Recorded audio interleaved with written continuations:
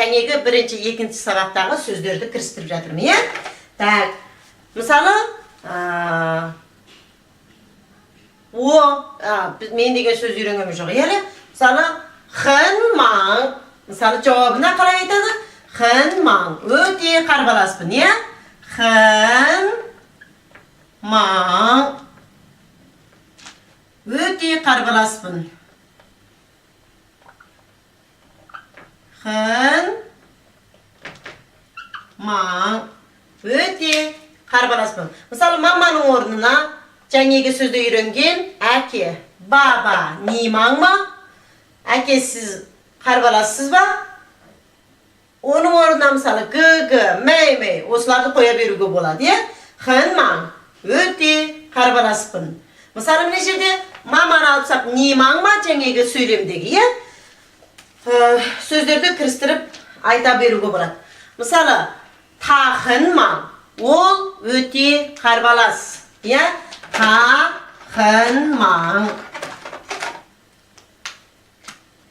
Тахын маң. Мысалы, мен бұнда ер адамға қолданатын таны қолданайын. Тахын маң. Немесе, міне жерде біз бұнаған сұрақ қосып кетуімізге болады. Тахын маң ма? Ол өте қарбалас па? Тахын маң ма? Тахын маң. Ол өте қарбалас па? Ол өте қарбалас. Мысалы, мен қосып кетейін, мына жерге. Тахын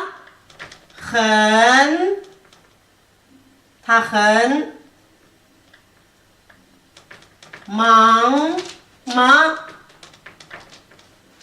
Тахын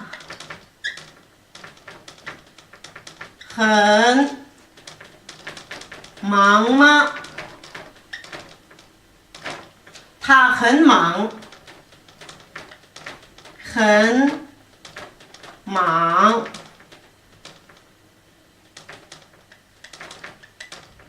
Хэн маң. Тахын маң ма? Ол өте қарбалас па? Тахын маң. Ол өте қарбалас. Мама, ни маң ма? Мама, ни маң ма? Мама, немесе ана, сіз өте қарбалассыз ба? Хэн маң, өте қарбаласпын. Хэн маң, өте қарбаласпын. Тахын маң ма? Ол өте қарбалас па? Тахын маң ма? Тахын маң. Тахын маң. Ол өте қарбалас. Так, сонымен біз екінші сабақтағы жеке сөздерді өттік, сөйлемдерді кірістірдік, оқыған сөздерімізді қайттық, осы сөйлем ғып кірістірдік. Енді осы жеке сөздерді көп есімізде сақтап, жаттап қаламыз десе қайтуымыз керек. Бүгінгі өтілген сөздерді шама бар, көбірек жазыңыздар. Сосын кейін көбірек жазсаңыздар, көбірек жаттықсаңыздар қайтеді, ол естеріңізде қалады да, мына сөйлемдерді құраған кезде онша сіздерге қиын болмайды.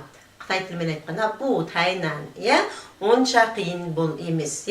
Сондықтан ең бірінші сіздер жеке сөздерді толығымен жаттаңыздар, жазыңыздар. Қанша көп жаз. Мен сіздерге тақтаға әртүрлі цветной қарындаштармен, түрлі түсті қарындаштармен жазып жатырмын, сіздерге анық түсінікті болу үшін. Сондықтан әр сөздерді шама бар жазу тәртібімен үйреніп алсаңыздар, өздеріңізге жақсы болады. Оны ары қарай көп жазсаңыздар, сөйлем құрау қиын болмайды. Қытай тілінің грамматикасы біздің қазақ тілі, орыс тіліне қарағанда сәл кішкене жеңілірек болады. Бүгінгі сөздерді қайта басынан бастап бір рет оқып, сіздерге сөйлем құрап берейін. Бізде бүгін екінші сабақ ханю бу тайнан деген сабақ. Екінші сабақтың сөздері маң,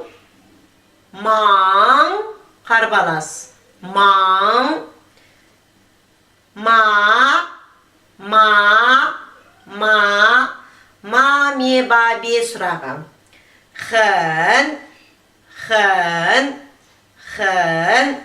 өте, ханю,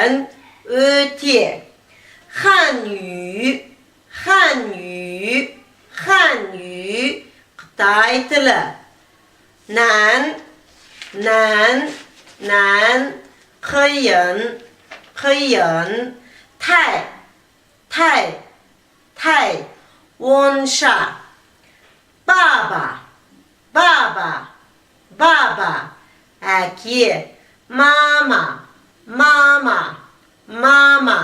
ана, та, ол, нән, ер адам, гы, аға, диди, іні,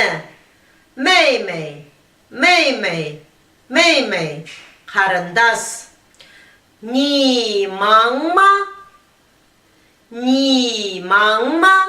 сен қарбаласпа, хэн маң,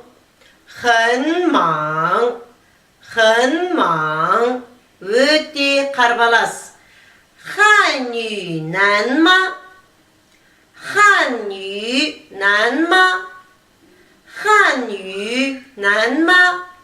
Қытай тілі қиын ба? Бу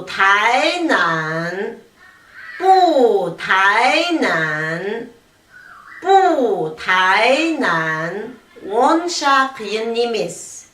Не тағы да айтуымызға болады? Ханю нәнма, Қытай тілі қиын ба? Ханю бу тайнан, Қытай тілі онша қиын емес. Бу тайнан деп айтсаңыз онша қиын емес. Ханю бу тайнан, Қытай тілі онша қиын емес. Ни хау, сәлеметсіз бе?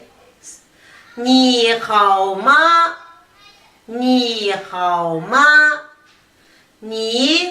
ма, қалыңыз қалай?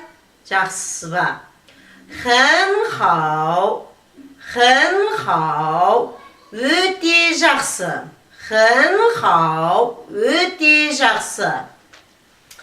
Мама, ни маңма,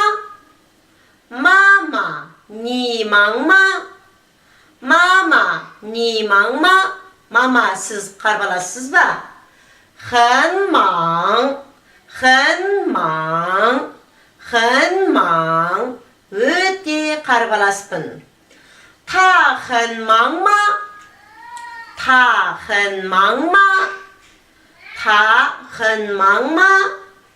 ол өте қарбалас ба? Та хэн маң, ол өте қарбалас.